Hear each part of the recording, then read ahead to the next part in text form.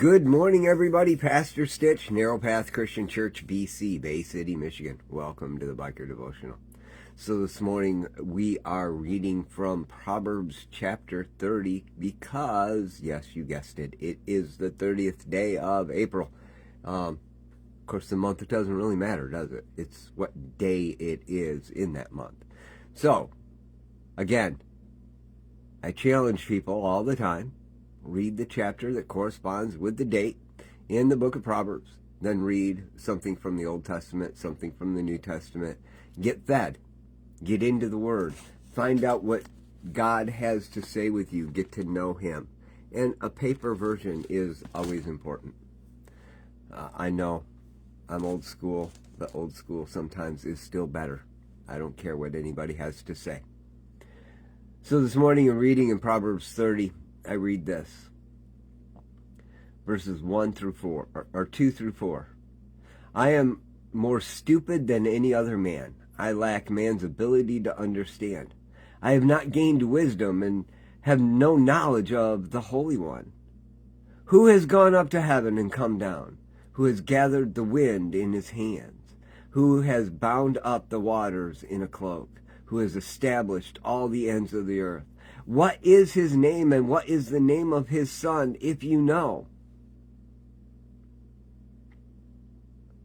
We're reading words from a man who is an oracle or gives a word to someone important. It's written in the wisdom literature. It is something we should pay attention to. And this man makes this statement. I'm more stupid than any other man, and I lack the ability to understand. I don't know anything about God, he says. And yet he gives incredible wisdom about living life. And I got to thinking about Job and the fact that when he was going through all of his stuff, he started questioning God. And when it came down to it, God came back. And it's not a sin to question God.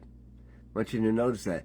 God comes to Job and says, you think you know it all? Tell me. How did this happen? Tell me. How did this happen? God didn't say, I'm going to strike you dead because you questioned me. No, that's not it at all. But he did challenge him on what he thought he knew. This man, Agar, knew he didn't know. So many times we think we know things. I mean, reading through verse 4, who has gone up to heaven and come down? Who has gathered the wind in his hand? Who has bound up the waters in his cloak? Who has established all the ends of the earth? What is his name and what is the name of his son, if you know? We have a Bible setting right in. I have a Bible setting right in front of me that answers every single one of those questions. I can know those answers. And yet, just knowing those answers means absolutely nothing if I haven't made it purposeful in my life. So what I mean by that is I can have all the answers for whatever is going on in a certain circumstance, but answers are meaningless if they don't have purpose. I can know all this stuff about God, Yahweh. I can know all this stuff about Jesus, which, by the way, is the name of the one and his son, right? But unless it has a purpose in my life, it's meaningless. So today I'm asking you, is the things you know more important to you than the purpose behind what you know? And if it's the purpose, then what difference does it matter if it knows, as long as you're fulfilling the purpose that those words might direct you to?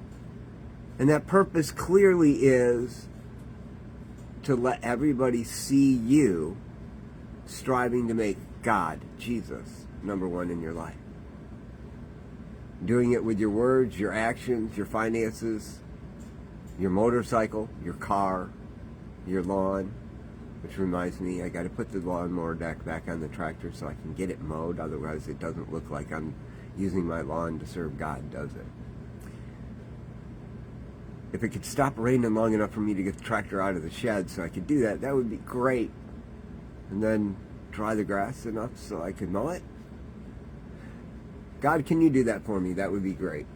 And then I'll get out there and get that tractor taken care of. I can't expect you to do the things that are mine to do, can I? You know, sometimes we have to remember things like that. We can know so much, and then we expect God to do the things that are ours to do. God needs to take care of the rain. He needs to dry the grass. I need to put the deck back on the tractor so I can mow. Not only do I need to get the deck back on the tractor, but then I got to mow. That means I need to make time for it. Just like I need to make time for this right now, and like I need to make time for God every morning, getting into my word, and every night before I go to bed. I hope I challenged all of you today, but specifically I hope I challenged you to do something, to drive forward, and to know that purpose is yours. And what you know is only important if you're driving for the purpose.